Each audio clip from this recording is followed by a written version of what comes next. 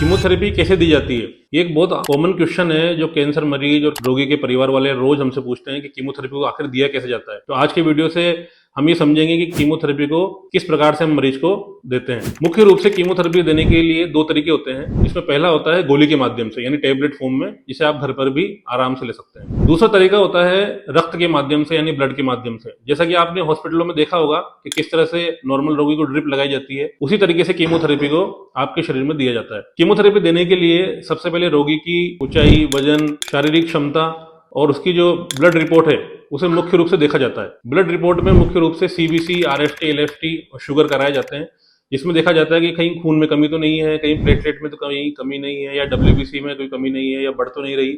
अगर इसमें कोई कमी आती है तो पहले उन कमी को पूरा किया जाता है, उसके बाद ही फिर कीमोथेरेपी को दिया जाता है। अगर आपकी कीमो लगाने से पहले की जो ब्लड रिपोर्ट है वो नॉर्मल आती है, तो उसके बाद जो चिकित्सक होता है वो आपके वजन और ऊंचाई के अनुसार आपकी कीमोथेरेपी की डोज को निकालते हैं और एक सामान्य कैनुला, जिसे हम ब्लड चढ़ाने के लिए हाथ में या कहीं भी लगाते हैं, उसी तरीके से आपको कैनुला लगाया जाता है और कैनुला के माध्यम से नॉर्मल ड्रिप में कीमोथेरेपी दवाई को डाली जाती है। कीमोथेरेपी देने के दौरान मुख्य रूप से साइड इफेक्ट नहीं होते हैं, लेकिन अगर कोई साइड इफेक्ट होते भी हैं तो वहां पर चिकित्सक मौजूद होता है और वो मैनेजेबल होते हैं। कीमोथेरेपी देने के पहले जो मुख्य कीमोथेरेपी दी जाती है उसके पहले प्री मेडिकेशन दिया जाता है। प्री मेडिकेशन का मतलब होता है कि जब कीमोथेरेपी की दवाई चढ़ाई जाती है उसके पहले सामान्य ड्रिप के अंदर स्टेरॉइड, उल्टी का मन से बचाने के लिए दवाई और अन्य कोई दवाई जो उस कीमोथेरेपी की आवश्यकता के अनुसार देखी जाती है वो दी जाती है।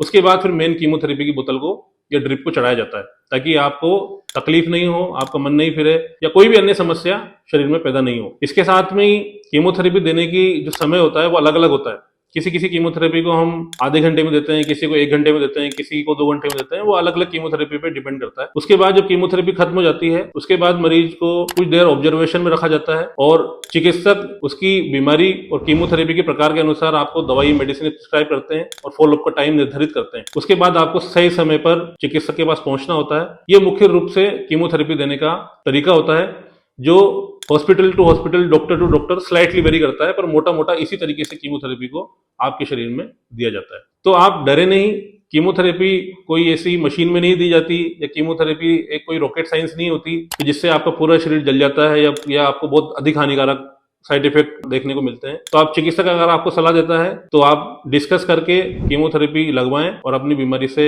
जल्द निजात पाएं और आराम पाएं। स्वस्थ रहें और जागरूक बने।